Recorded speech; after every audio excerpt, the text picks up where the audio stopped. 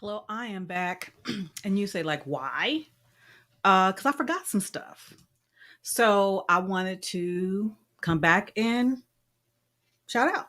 Okay, so first of all, thank you to my fruit, my daughter Danielle, my fruit, and the young lady Janiyah who reached out to me, young 20 or 21-year-old Janiyah who reached out to me wanting to join the conversation. And I think we're definitely going to continue to add her on because she is a Zennial and I would love to get the perspective.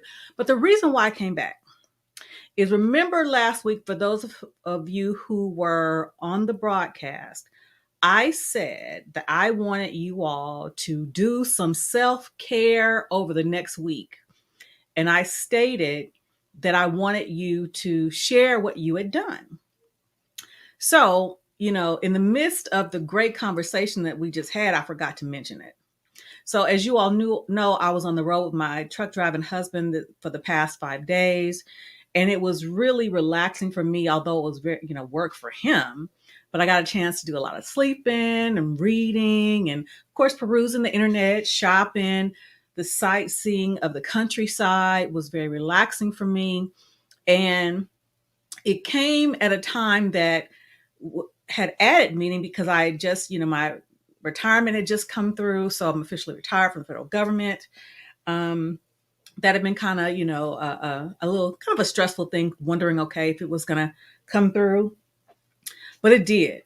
So that whole trip was about self care because, again, I was smelling the fresh air, watching the scenery, and all that kind of stuff, but did some reading.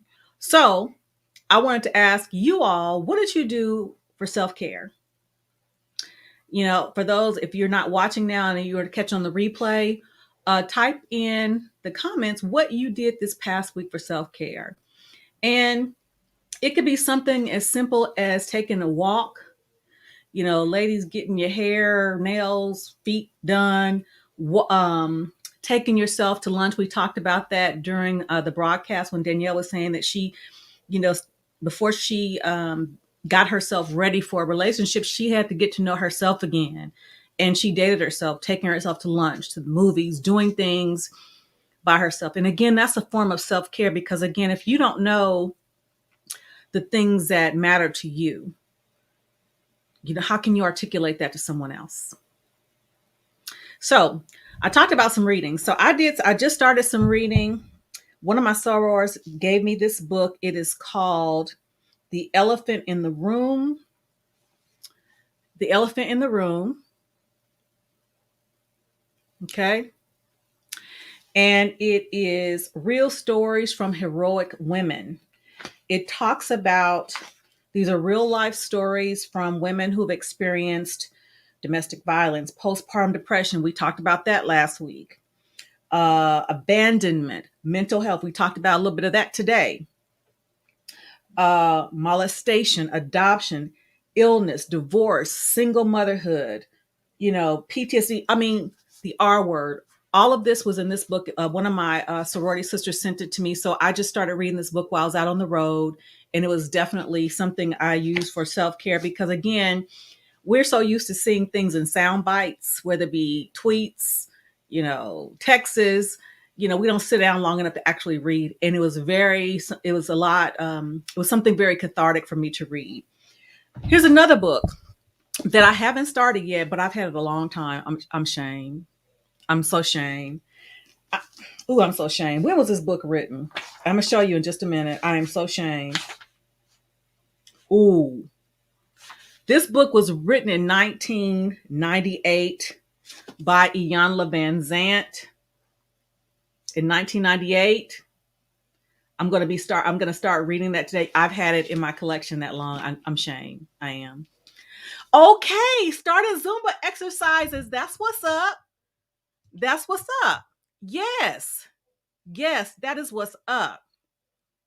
I'm going to get out in the garage and do my aerobics because I have some aerobic videos in the garage, but I'm also going to take myself for a walk today because it's a nice, cool fall day. It's cool, but not too cold. The sun is out. So I'm going to definitely get some vitamin D. and walking. I'm going to do that today. But absolutely awesome. Yes.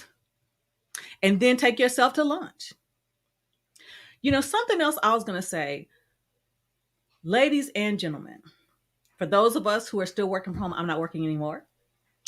But I said that I'm going to get myself put together at least once a week and take myself out somewhere, whether it be lunch, whether it be a museum, whether it be, walking around a mall, something sight worthy in my area to get out.